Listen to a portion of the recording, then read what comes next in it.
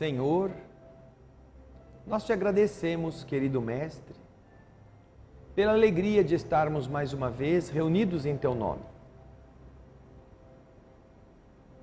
Em busca do aprendizado, em busca da renovação daquilo que somos, na construção daquilo que seremos.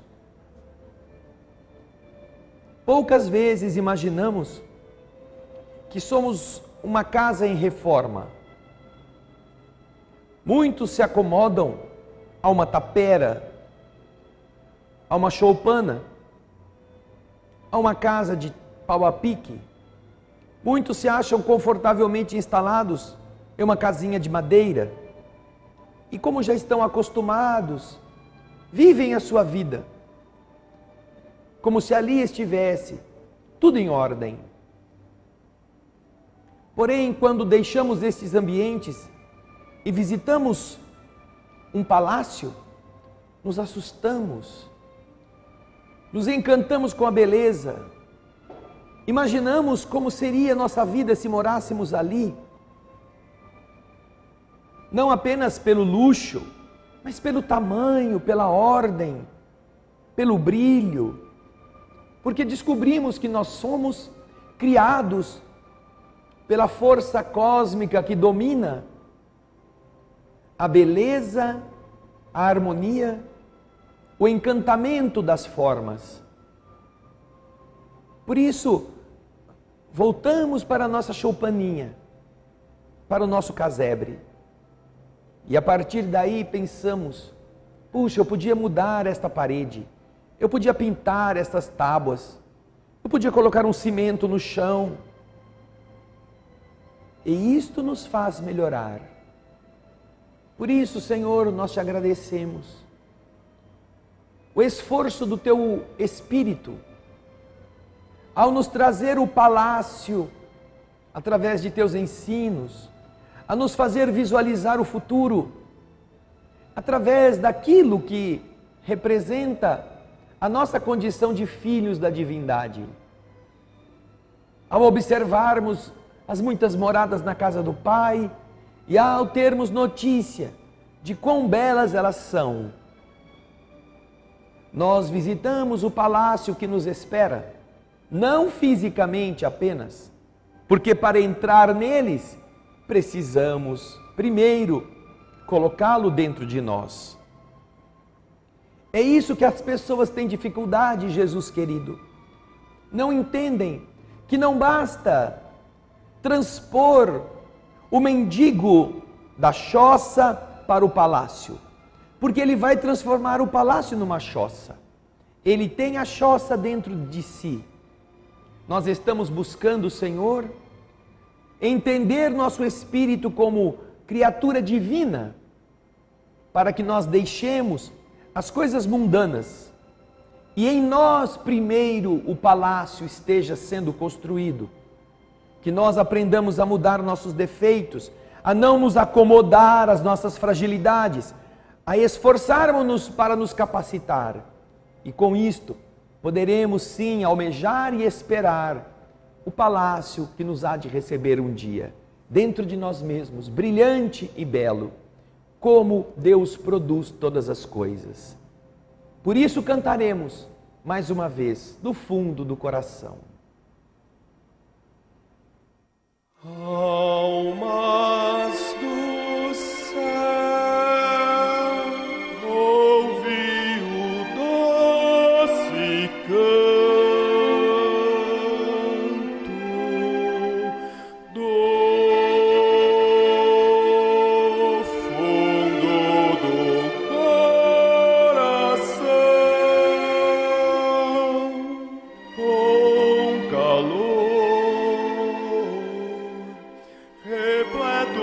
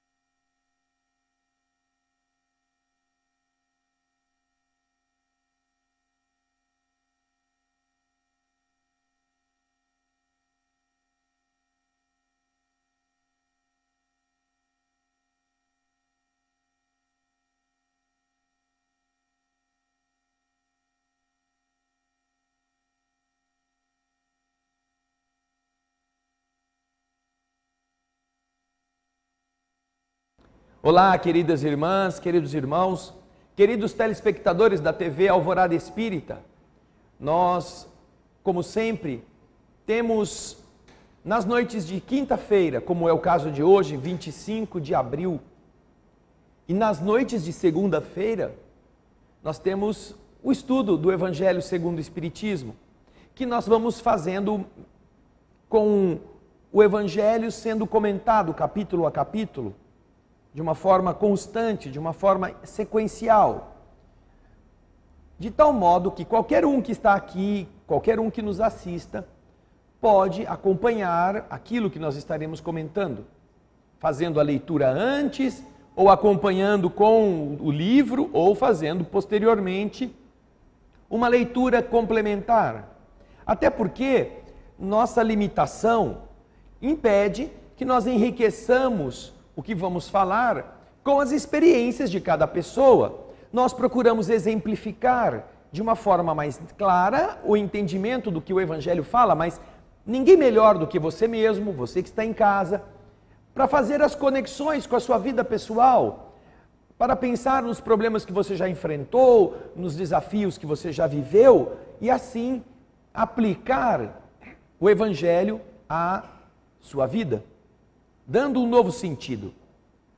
Portanto, você que nos assiste, você que nos acompanha na transmissão ao vivo, poderá desfrutar deste estudo, até também pegando os capítulos anteriores.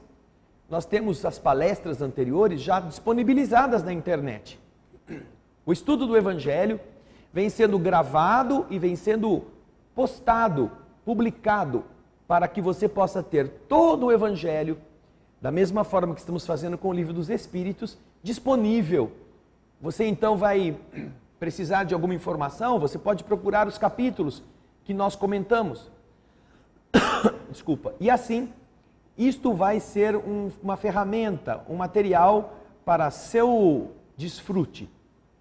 Estamos estudando um capítulo muito importante, porque, como nós já dissemos, muitas pessoas não entendem às vezes o que Jesus quis dizer.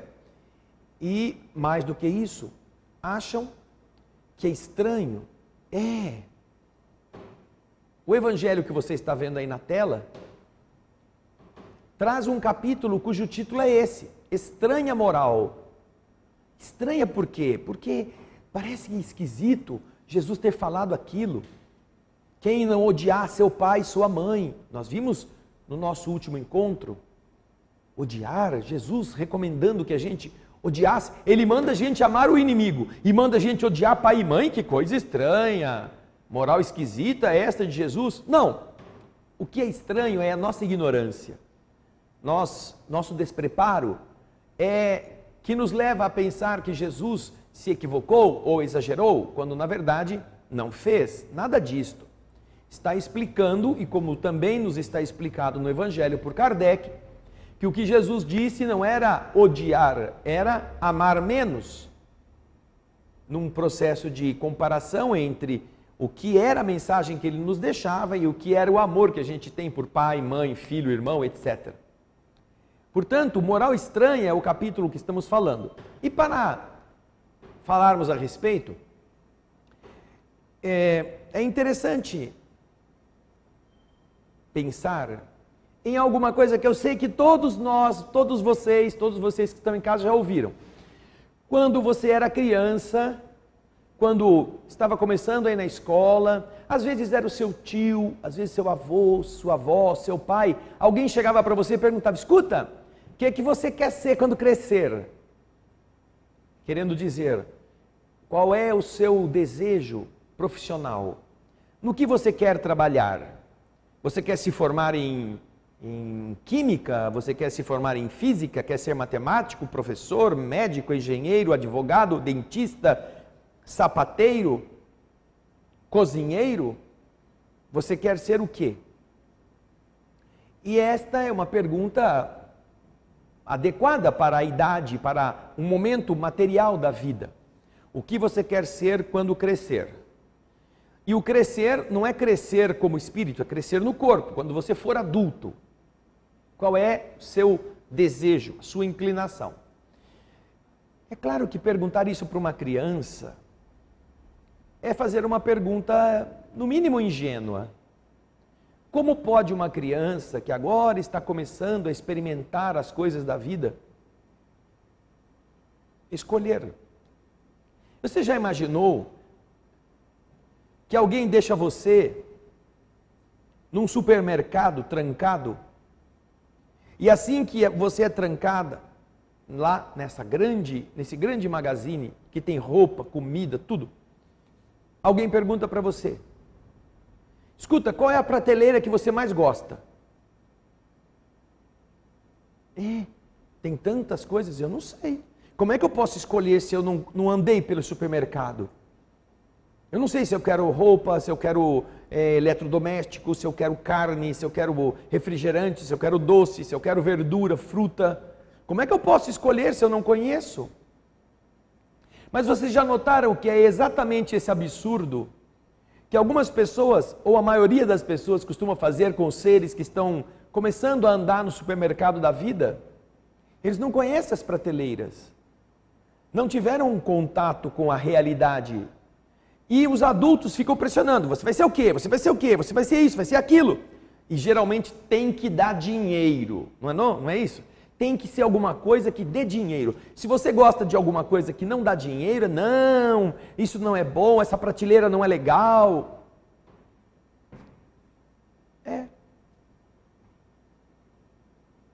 Você tem que fazer um curso que te dê dinheiro.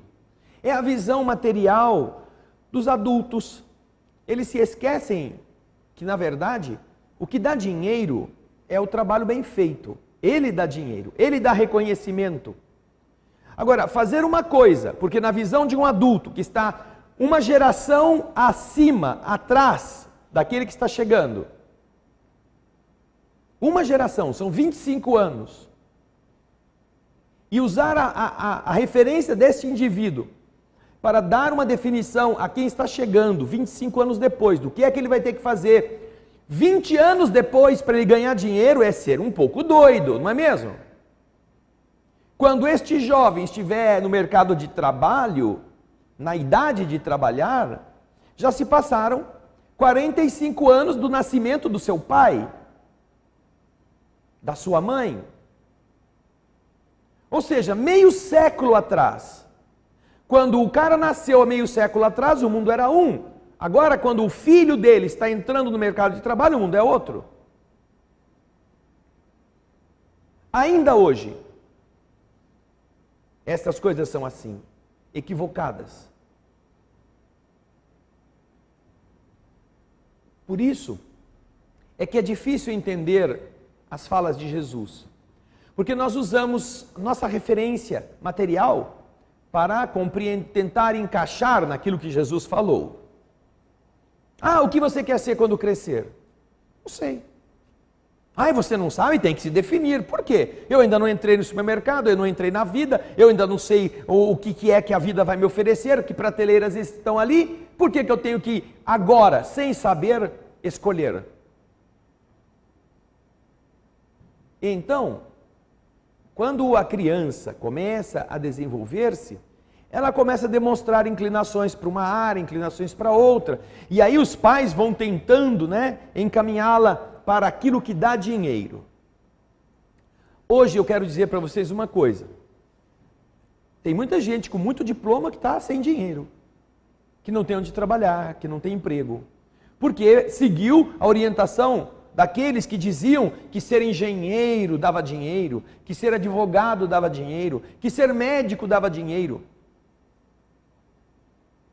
Antigamente dava dinheiro. Talvez no tempo do seu pai, quando seu pai era criança, sua mãe era criança, o médico estava rico, tinha carrão, Agora não. Agora estão quase como pipoqueiro aí, vendendo pipoca na esquina.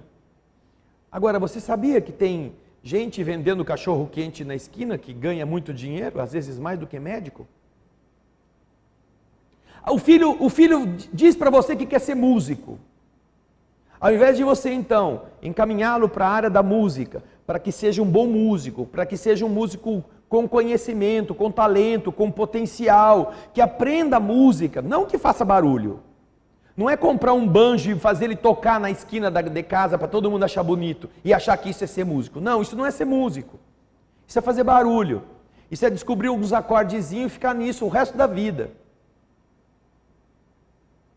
Mas se ele quer ser músico, por quê? Porque músico não dá dinheiro, músico não dá dinheiro.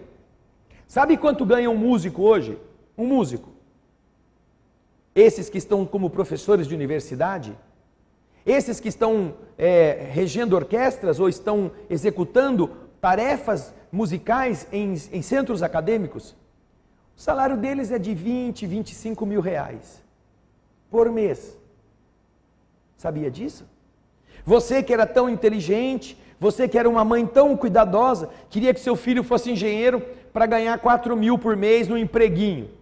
E ele não pôde ser músico, que ganharia hoje 20, 22, 25 mil por mês, dando aulas em universidades de música, porque você quis que ele fosse engenheiro. Por que você não vai se informar? Por que você não vai fazer uma pesquisa? É porque você quer projetar sobre seu filho a ideia que você teve ou que te foi projetada quando você era criança. Não, porque tem que ser dessa profissão ABC, porque essa é importante. Aí você veio 25 anos depois querer que seu filho seja aquilo que disseram para você que era importante, ao invés de que ele seja algo que ele goste, porque é isto que vai remunerá-lo. E aí não entra em campo apenas a questão do dinheiro. A remuneração não é aquela que enche o bolso apenas, porque as pessoas se sentem muito bem quando podem fazer o que elas gostam. Elas são capazes de ficar felizes, mesmo ganhando menos, fazendo algo que gosta, do que ganhando mais, fazendo algo que não suporta. Aí vem os estresses de trabalho, as frustrações profissionais, os conflitos de emprego.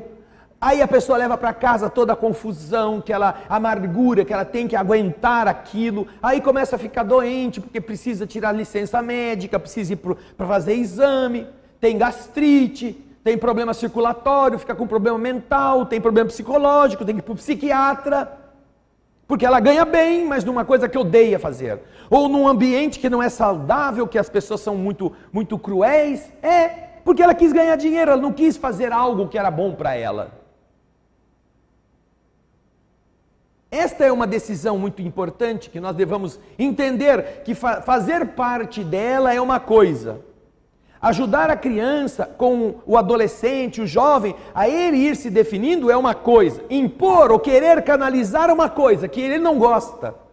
Você vai ser responsável por todas as tragédias que vão nascer disto. Pela infelicidade. Quando você estiver do outro lado da vida, no plano espiritual, vai ouvir o seu filho falando para os amigos, falando para a esposa, falando para o médico. Porque talvez vá para o médico.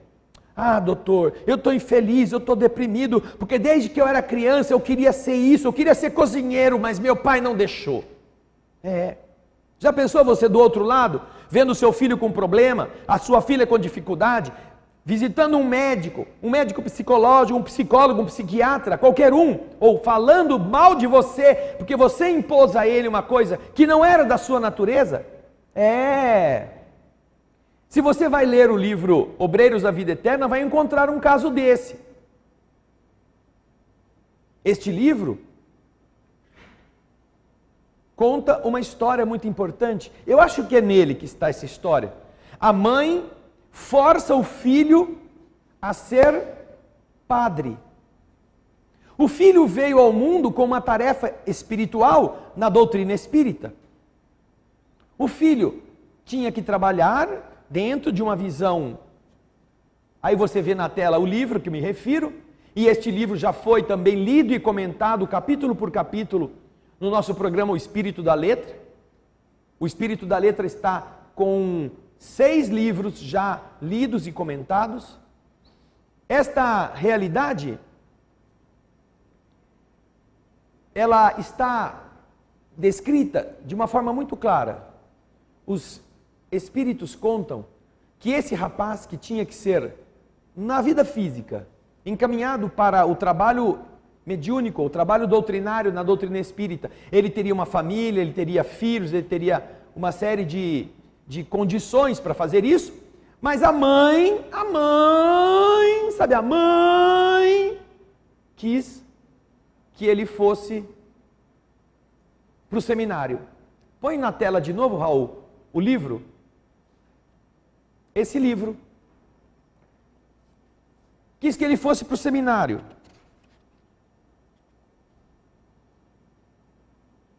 E então, lá no seminário, ele se tornou padre. E depois que se tornou padre, ele não tinha vocação para isso. Eu estou vendo se é nesse livro mesmo. O Padre Domênico. Aqui é o Padre Domênico. É a história de um padre que está na treva, mas eu não sei se é aqui nesse... Não me lembro mesmo se é do Padre Domênico. É em um desses livros que nós já comentamos, conta essa história. A mãe, depois desencarna. E ao desencarnar, vê o filho como padre, deslustrando a batina, tendo comportamentos indecentes, fraudando aquela responsabilidade sacerdotal que ele assumiu da boca para fora, porque a mãe o impôs. A mãe forçou que ele fosse aquilo que ele não queria ser. E esta mãe, agora no plano espiritual, sofria terrivelmente por ver o estado de aflição moral a que o seu espírito, o espírito do seu filho havia sido projetado, também por excesso de um amor dominador que ela usou para tratar da vida e do futuro do seu filho. Ela se sentia e era realmente corresponsável pela tragédia moral daquele rapaz. A dor do moço na região umbralina depois que ele morre é muito maior para a mãe, que fez ele sair daquela direção, do que do próprio filho. Quando entendemos isto, perceberemos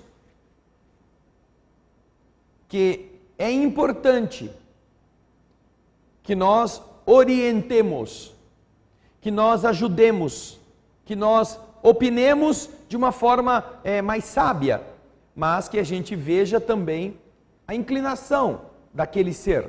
Não precisa ser só filho. Existem pessoas que estão sob nossa custódia, sob nossa tutela, são amigos, são filhos de amigos, são alunos, são companheiros de trabalho, e que sofrem a influência, nós todos nos influenciamos mutuamente. Quando você então ajuda alguém a pensar sobre determinado assunto, isto é um ponto positivo para essa pessoa começar a dar outros passos. Mas quando você diz, só pode ser isso, tem que fazer aquilo, é desse jeito, você começa a assumir os compromissos da tragédia que pode nascer daí. E olha, nós estamos falando só da vida profissional, do futuro de uma criança, de um jovem. Agora, me diz uma coisa. Por acaso você algum dia, ao invés de pensar... Desculpa. Ao invés de você pensar no que seu filho vai ser quando crescer, no que você vai ser quando crescer, você já pensou o que você será quando o seu corpo morrer? O que vai ser de você? Ai, mas, nossa, bate na madeira aí, toc, toc, toc, toc. Eu não quero pensar na morte. Não, se fosse pensar na morte era fácil, porque a morte acaba com tudo. Você não é mais nada. Então, já que não é nada mesmo, por que eu vou me preocupar? Não é mesmo? Mas o problema não é esse, o problema é que nós não vamos pensar na morte, nós vamos pensar na vida que vem depois daquilo que as pessoas chamam de morte. A morte do corpo. Outro dia, em um dos nossos programas da internet, no estudo dos livros de André Luiz, alguém fez um comentário assim: mas quem garante que é desse jeito do outro lado? Foi o comentário tolinho de uma pessoa. Quem garante que isso vai ser assim do outro lado? Ninguém garante. Porém, a opção que você tem é, primeiro, não vai existir nada, você vai desaparecer, então não tem sentido a sua vida nenhuma, nenhum sentido. Segundo, ou você vai para o paraíso ou vai para o inferno. Quem garante a você que é paraíso ou inferno? Por que você acredita nisto? Qual é a prova? Do mesmo jeito que você pede prova, se existe um mundo espiritual, se os espíritos se comunicam, por que acredita você em anjo só porque a sua vovozinha te ensinou que existe o céu e que existe o inferno? Por que você acredita nisso? Cadê a prova disto? Esta realidade deve estar também pensando você a esse respeito. Qual é a lógica? Se você olhar a natureza, tudo tem uma lógica. Existe uma lei da gravidade. Não chove de baixo para cima. O Sol não está no centro da Terra. Existe uma lei que gera todas estas outras atitudes dos corpos. Existe uma lógica. E esta lógica é tão palpável, tão simples, tão fácil de ver, que às vezes a gente até se esquece dela. Ninguém nasce velho, já notou? Nunca alguém saiu da barriga da mãe dele com 100 anos, já com andador. Todo mundo nasce bebê e depois vai crescendo.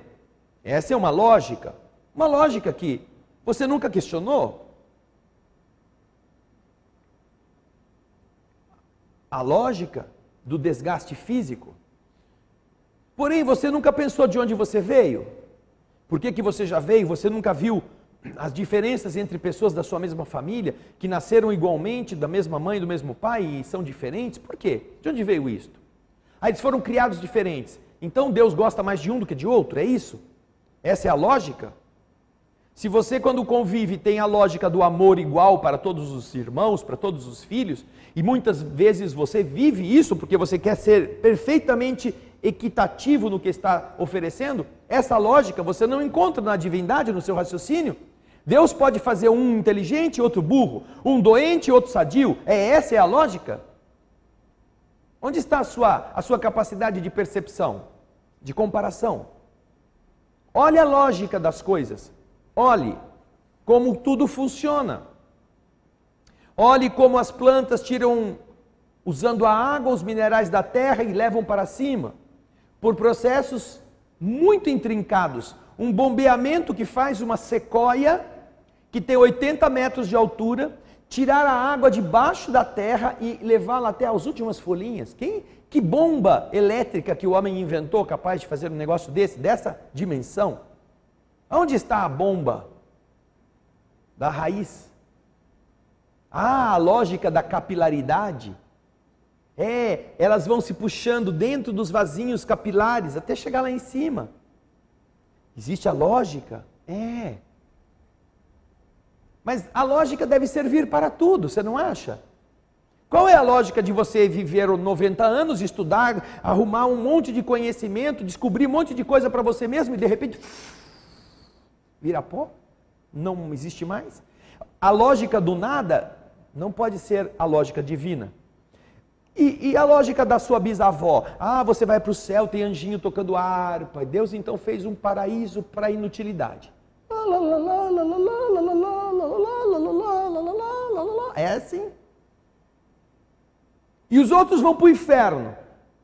Quem que vai para o inferno? Os maldosos, mentirosos, os que falam palavrão, os que cobiçam as coisas que não são dele, aqueles que contam mentira, aqueles que pensam mal dos outros. Então, certamente você vai para lá. E tem lógica nisto? Esse paraíso está vazio. E o inferno abarrotado? Todo mundo sofrendo, sem se queimar, mas consumido pelo fogo, pelo calor, pela chama? Estranho, não é? Você não acha que não tem sentido uma coisa dessa? Você não precisa acreditar. Você vai encontrar isso do lado de lá. Porém, se você observar a lógica, você já imaginou uma escola essas que você conhece no mundo, que só tem o pré-primário ou o último ano da faculdade. Você entra no pré-primário, faz uma prova quando chega, e aí você vai ou para o primário ou para o último ano da faculdade. Tem lógica nisso? Mas é esse o destino que muitas pessoas acreditam que é possível. Você faz uma prova, vive uma vida, faz um ano de curso e depois ou vai para o pré-primário porque você não se deu bem, ou tem que ir para o paraíso porque você foi um gênio. Descobriu tudo sozinho. Não, não há lógica nisto. Agora, se você então pensar que a lógica é que nós continuemos a existir, porque não tem outro sentido. Por que você ama seu filho, você tem um relacionamento amoroso com seus pais? Porque tudo vai acabar? Que desperdício! Por falar em desperdício, olhe para as estrelas do céu, para que elas existem? Para deleitar nossos olhares durante a noite? Não tem um fundamento? Se você encontra, veja a lógica da criação, se você encontra bactérias no interior do intestino de uma formiga, que a ajudam a converter o que ela come em comida para ela mesma, enquanto as bactérias estão trabalhando para se abastecerem do que a formiga come, elas produzem alimento, ou elas processam o alimento que a formiga comeu. Num processo de simbiose, de união, para que os dois possam se beneficiar. Qual é a lógica? Se no intestino da formiga existe vida, se tem uma função, aquele pequeno corpúsculo, qual é a lógica? Se tudo tem lógica, se existe o porquê da formiga, se existe um porquê da minhoca, se existe um porquê das plantas ervas daninhas, se o fungo prolifera nas raízes para fazer também uma função especial, por que você acha que existem estrelas no céu? Para nada?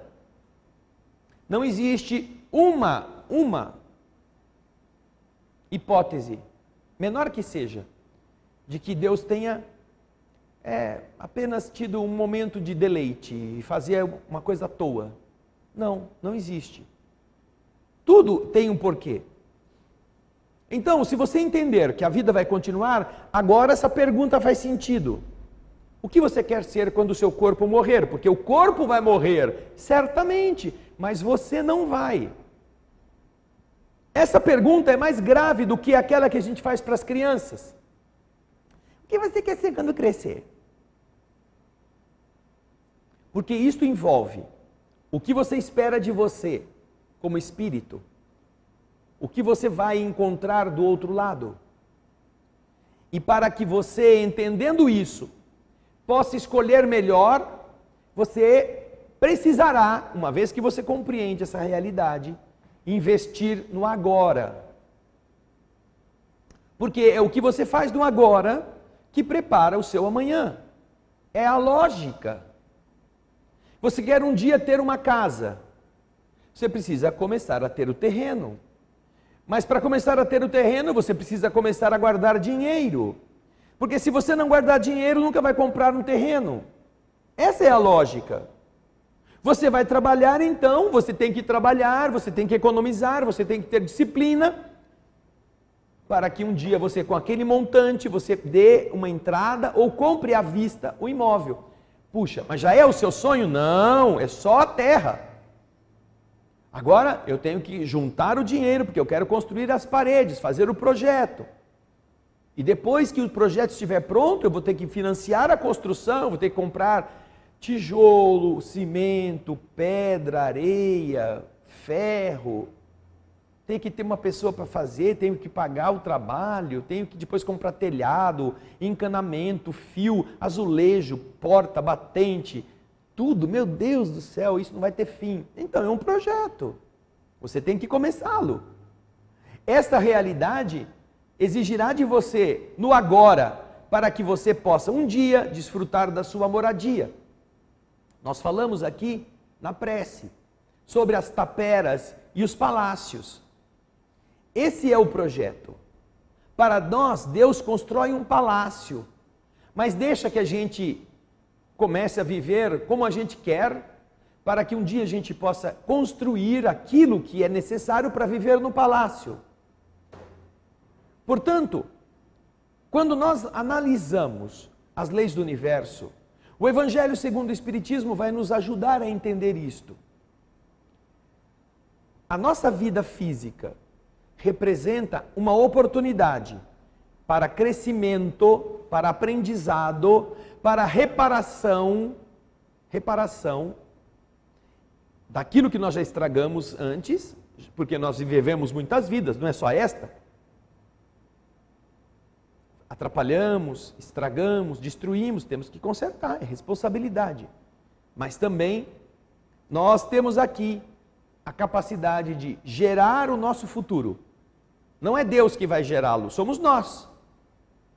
O tempo existe, o tempo flui, e somos nós quem agimos no tempo, para dar à nossa posteridade, ao nosso amanhã, aquilo que estivermos mentalmente idealizando. Você diz para o seu filho o que você quer ser quando você crescer, para que ele diga: eu quero ser astronauta, quero ser bombeiro, quero ser padeiro, quero ser médico. Ah, médico é bom. E os espíritos dizem para nós: o que você quer encontrar do lado de cá? Quer encontrar sofrimento, vergonha, ódio, perseguidores, inimigos? Quer encontrar um educandário? Quer encontrar um hospital? Quer encontrar um paraíso, uma coisa de beleza, um desfrute de sabedoria? Ah, isso eu quero. Ah, isso é bom.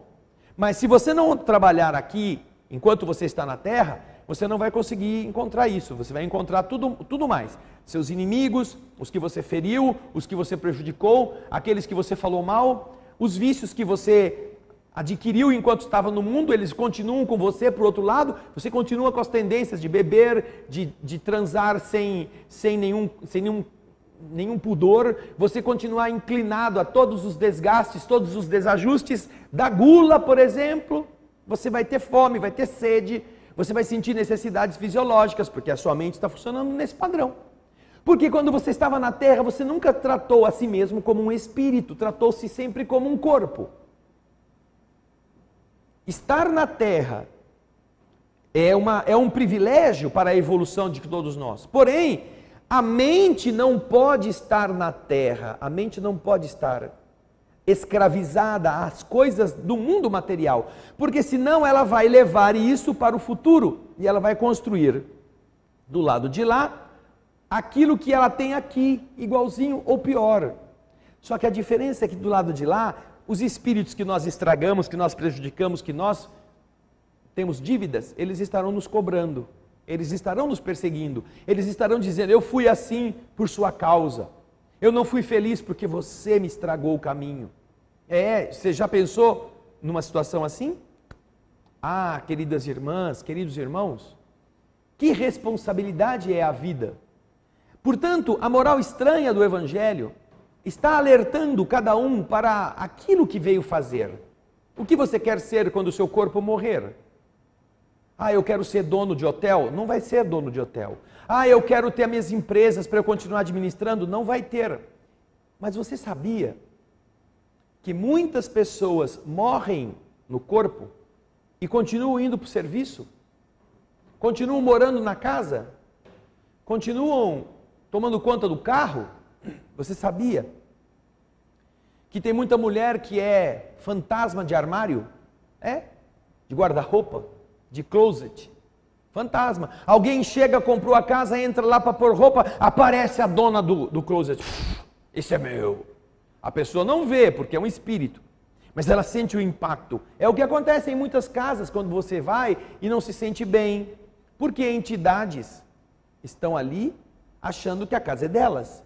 E elas atacam os moradores, elas atuam sobre os que chegam como ameaçadores do seu domínio. A esse respeito é interessante nos lembrar de uma das obras de André Luiz, que estuda a mediunidade. Nos domínios da mediunidade, um dos livros que mais adiante, se Deus permitir, nós estaremos lendo. Ali há um capítulo em que André Luiz e os instrutores que o acompanham vão a um museu. E nesse museu eles vão encontrar os objetos que foram de outras pessoas. Estes objetos estão impregnados, aí o Raul colocou para vocês verem, nos domínios da mediunidade. Esses objetos estão impregnados das vibrações daqueles que os possuíram. E em um caso específico, de um espírito que toma conta de um espelho, que acha que o espelho é dele. É uma moça. E lá ele vai contar toda a história do porquê essa moça está já desencarnada, custodiando, como se fosse uma alma penada,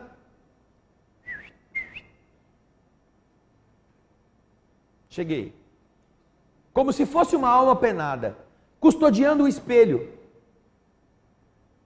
Eu não sei se o Raul está procurando a imagem do projeto Imagem para colocar para vocês, mas é interessante o porquê que ela está ali presa, porque ela traz a mente vinculada àquilo, ela traz a sua visão no que o espelho significava para ela. Então isso acontece com donos de empresa, que acham que a empresa é dele, com donos de fortuna, que atacam os herdeiros, que não querem que os herdeiros deem uma outra destinação à herança. Eles têm este apego de tal maneira que eles são incapazes de perceber até que o tempo passou.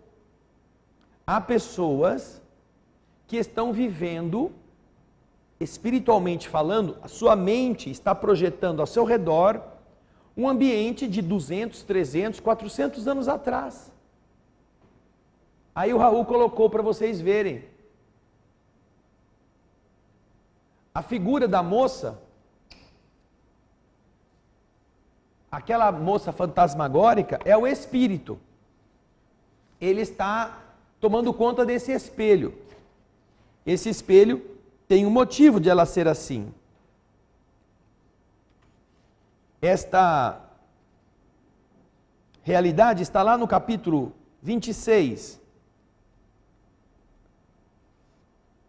do Livro dos Espíritos, ou melhor, do livro Nos Domínios da Mediunidade. 26, 27, eles vão mostrar todos os objetos que mantêm os padrões vibratórios dos seus donos. E as pessoas que têm esta capacidade sensorial, chamada psicometria, podem, ao tocar o objeto, podem sentir toda a história dele, quem foi o possuidor, que época que eles estiveram em contato. E aí está a história da moça do espelho que você estava vendo. Ela está naquele ambiente do museu.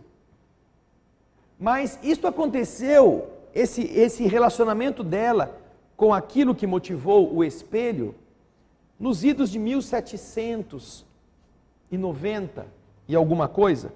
André Luiz diz aqui a data, quer ver? Eu vou pegar para vocês. Ele fala no livro, contando a história. O espelho originalíssimo foi entregue à jovem por um rapaz que lhe prometeu o casamento. Vejo a figura romântica nas reminiscências da entidade. Ele era filho de franceses que estavam no Brasil ao tempo da França Revolucionária de 1791.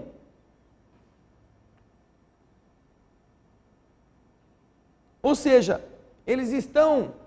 a moça está vivendo uma situação com um espelho que aconteceu em 1791, 92.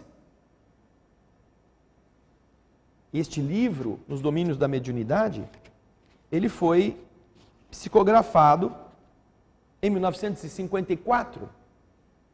São praticamente quase 150 anos do evento.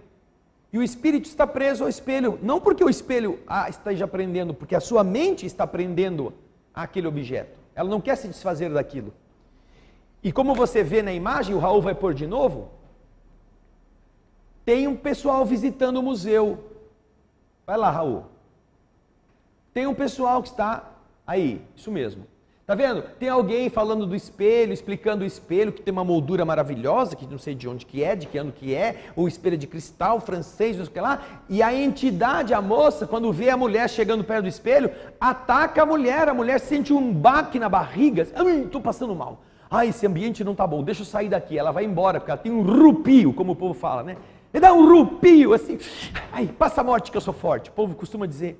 Essa forma de agir, né? As pessoas, ai, eu estou arrepiado, ai não, vamos embora daqui que tem alguma coisa. Tem uma uruca. É porque foi a reação física à agressão vibratória, promovida pela moça que estava tomando conta do espelho. O que você quer ser quando o seu corpo morrer? Dona de espelho. Ah, é? Você vai ficar ali. Você já pensou nisso? Você quer ser o quê? Quando o seu corpo morrer? Quer ser canceroso? Quer ser tuberculoso? Quer ser paralítico? Quer ter problema de saúde, ter problema de sentimento? Quer ter problema mental? Então, você continue doente na terra, colocando a doença na sua cabeça, e você a terá no outro lado. Quando você aprende que a vida depois é a mesma, só que com o reflexo do que a gente fez no mundo físico, na última encarnação, você percebe que você tem a chave do seu cárcere, você tem a chave das algemas, você pode abrir a cadeia e sair dela, se você quiser. Mas para isso você precisa ter noção de que você está preso.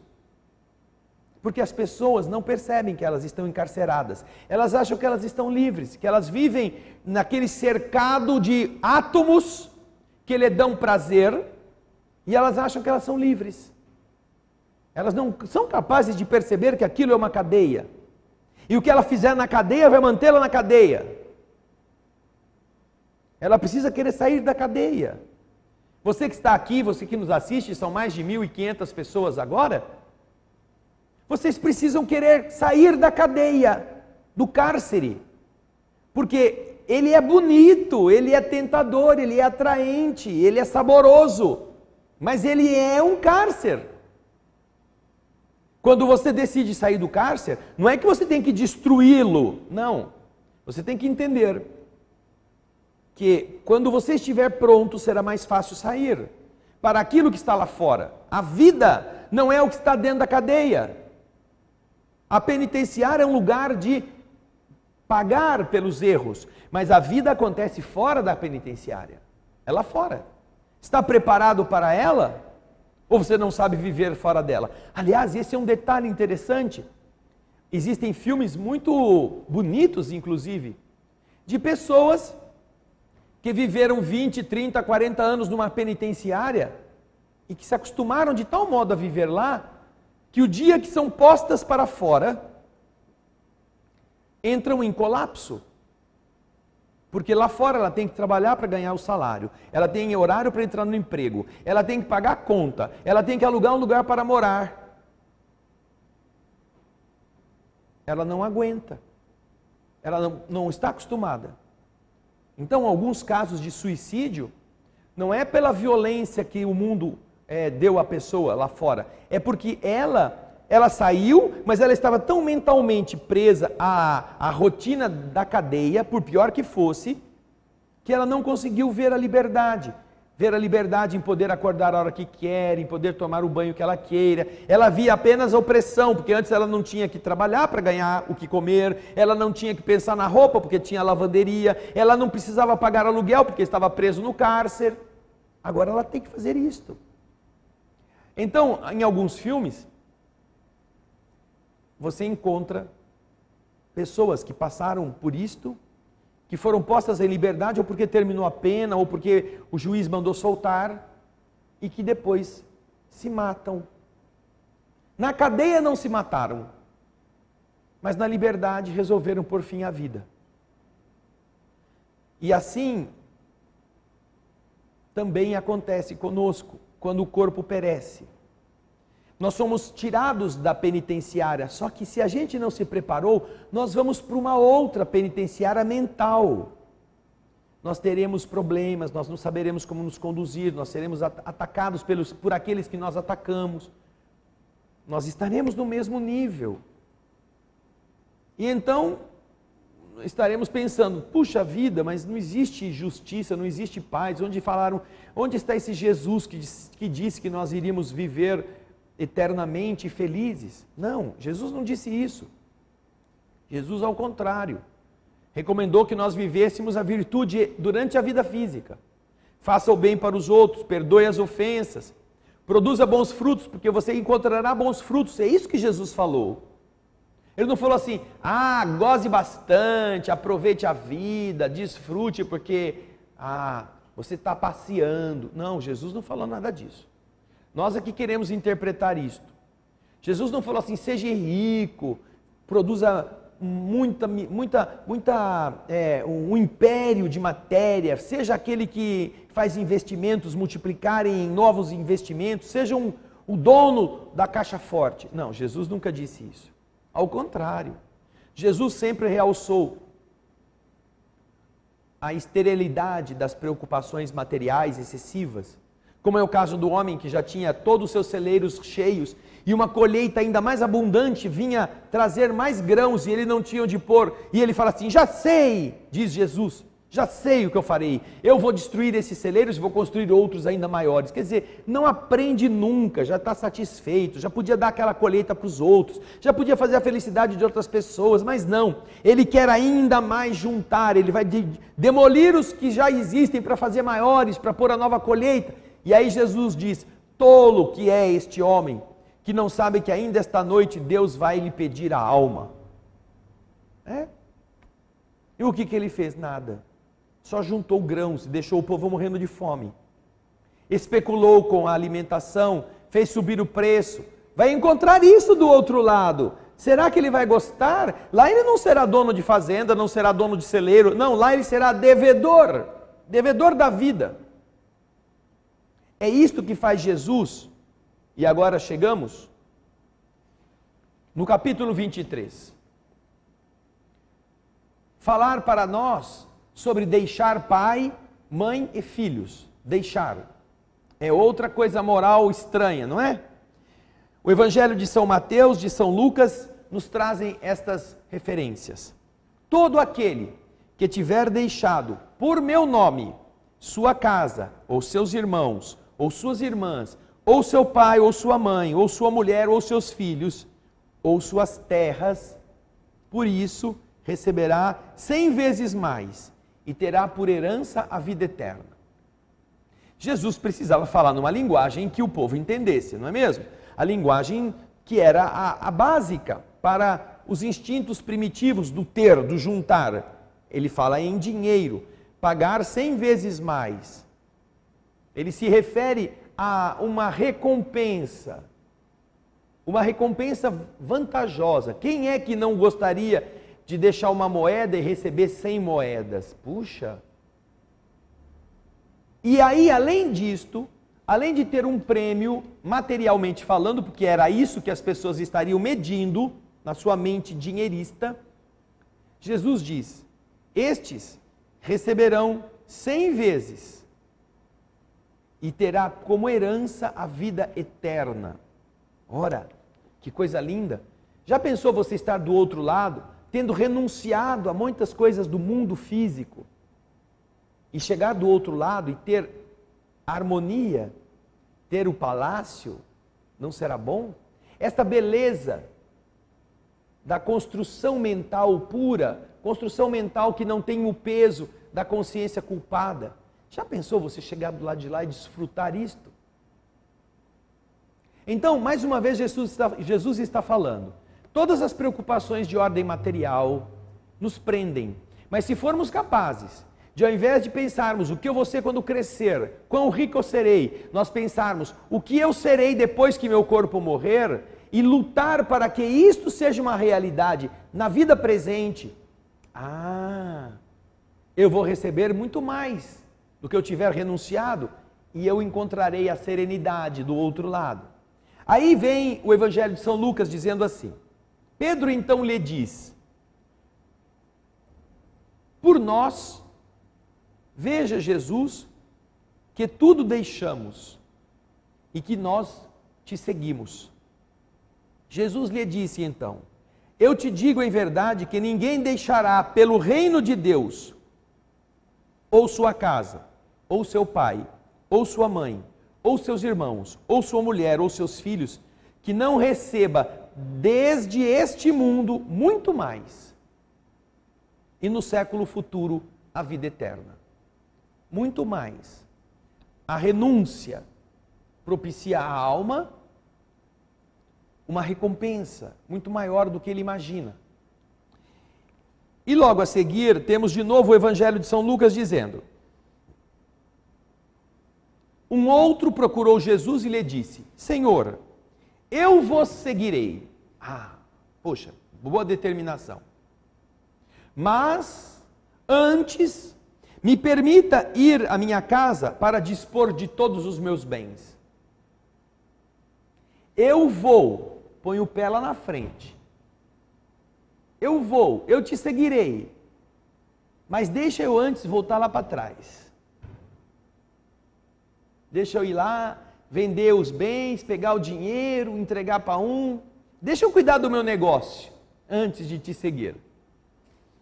Então Jesus lhe respondeu: todo aquele que põe a mão na charrua e olha para trás, não está apto para o reino de Deus.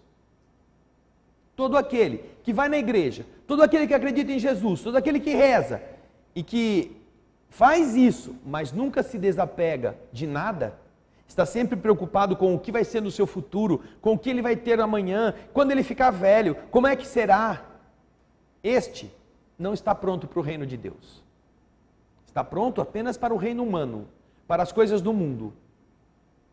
Por isso é que, quando Jesus fala deixar pai, mãe, filhos, etc., ele não está recomendando que você deixe órfãos de uma pessoa viva. Não, está dizendo: não deixe de pensar na vida que vem depois, com a desculpa de estar aqui vivendo as relações atuais apenas para apegar-se às coisas, porque isso vai ser o seu peso, isso vai afundar você. Kardec logo depois comenta: sem discutir as palavras, é preciso aqui procurar o pensamento do que Jesus está dizendo, que era evidentemente este: os interesses da vida futura se sobrepõem a todos os interesses e todas as considerações humanas, porque está de acordo com o fundo da doutrina de Jesus, ao passo que a ideia de renunciar à família, sim, enxotar os entes da sua casa, seria uma negação da doutrina cristã. Aliás, nós temos sob nossos olhos a aplicação dessas máximas, destes princípios, no sacrifício dos nossos interesses e das afeições da família pela pátria, não é mesmo? Mãe, seus irmãos,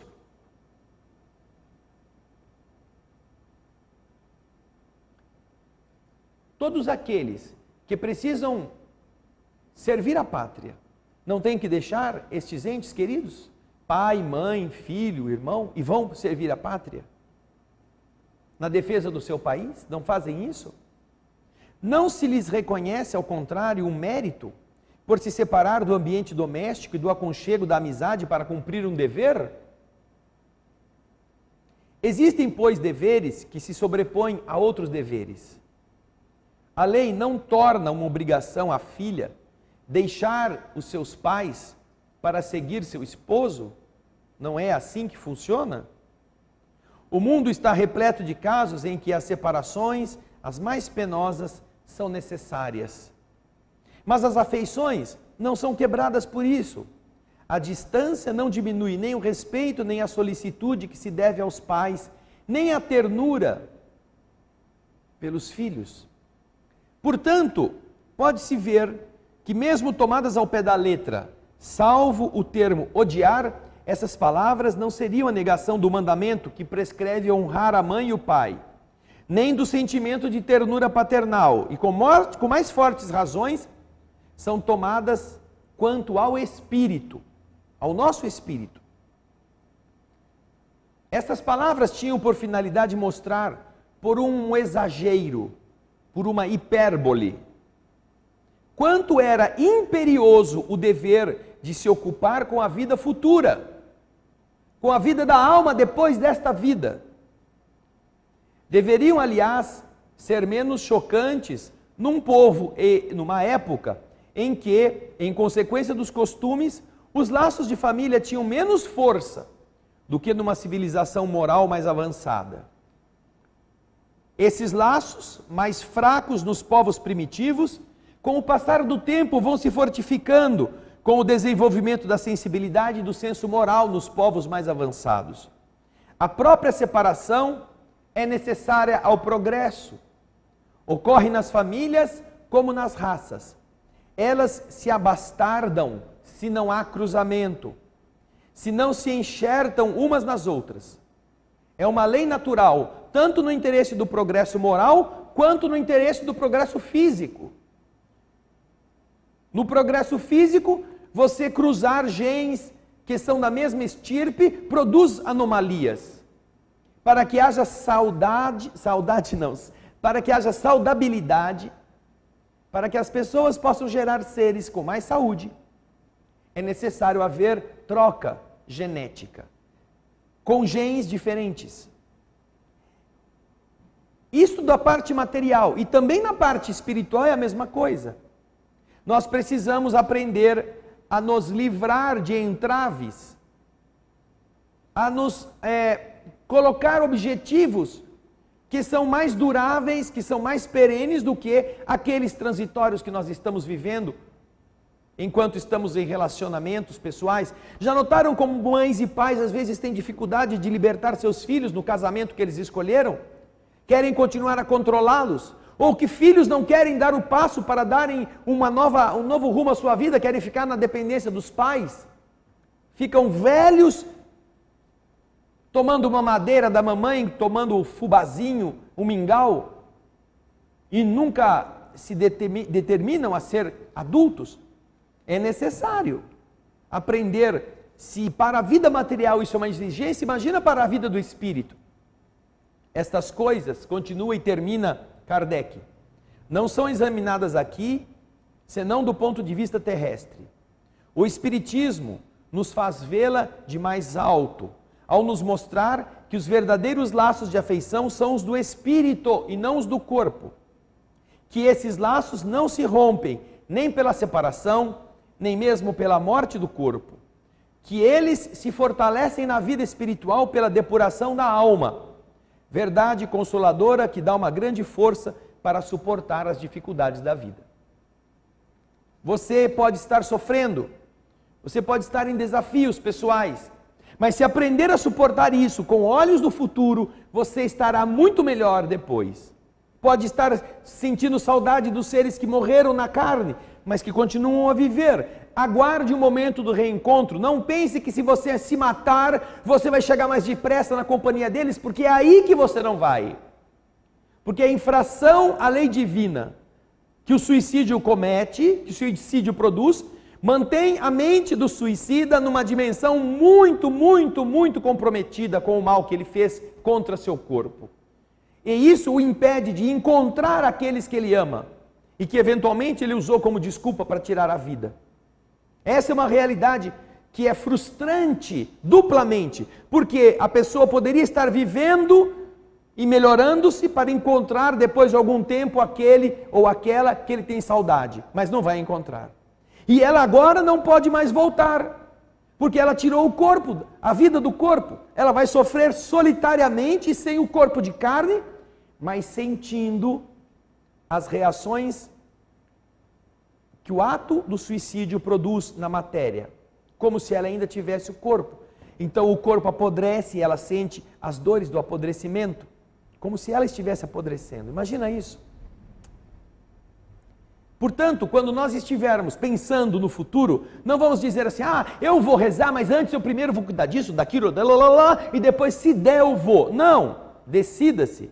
Eu quero ser bom, eu não vou esperar ser bom só quando ganha na loteria. Eu não vou esperar ser bom dividindo o meu patrimônio, dividindo as roupas do meu armário, só depois que eu comprar roupa nova. Não! Desfaça-se, desapegue-se. Não porque você tem a expectativa de comprar coisas novas para pôr no lugar, mas porque você já não está mais presa pelas coisas. Quando vemos esta fala de Jesus, nós percebemos que a maioria das pessoas não são donas das coisas. As coisas é que são donas dela. Você que está aqui pode pensar sobre isso. Será que não está preocupado com o seu carro lá na rua?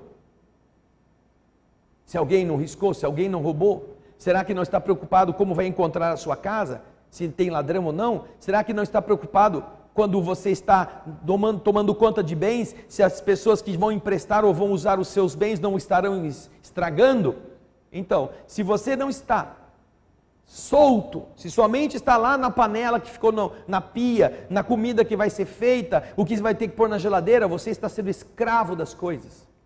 Você não está sendo dono delas.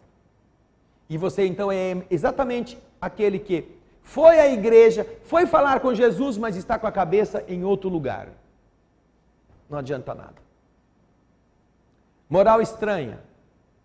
É importante que você se lembre que esta vida tem a finalidade de preparar a sua futura vida.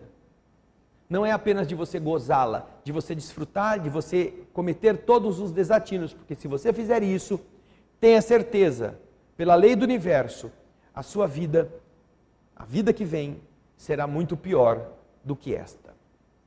Já está ruim? Então, não queira, porque isso não será sábio. Não queira correr o risco para pagar para ver. Depois não tem volta. Aí é só uma vida pior te esperando. Na doença, na miséria, na dificuldade, em tudo aquilo que você ainda precisa por ser um espírito rebelde. Escute o seu espírito protetor, pense na lógica da vida e veja que mesmo que você não entenda ou não tenha uma prova palpável, Deus, que é a lógica soberana, não poderá fazer nada que não seja lógico. E nenhum destino que a gente invente pode ser plausível se ele for absurdo. Pense nisso. Quando entrarem na sala de passe, abracem os amigos invisíveis que estão esperando você. Agora que você está em casa, faça uma prece e sinta a presença deles e você perceberá arrepiar-se. Você sentirá emoção. Você saberá que está sendo objeto de um carinho. Alguém está passando a mão na sua cabeça. Seu cabelo se eriça. Não é você. É algo que você não vê, mas que tem a lógica daquele amor que o cemitério não matou. A lógica de que vale a pena você sonhar em encontrar de novo os entes que você amou e que te amaram. Não ponha a mão na charrua, a mão na enxada, a mão no arado, querendo ficar parado lá atrás. Vá em frente, faça o melhor, viva pela lógica da bondade, porque esta é a única que de verdade constrói um mundo melhor para nós e para todos os outros. E então, você poderá esperar 100 vezes mais a felicidade que espalhou. Pense nisso. Muita paz.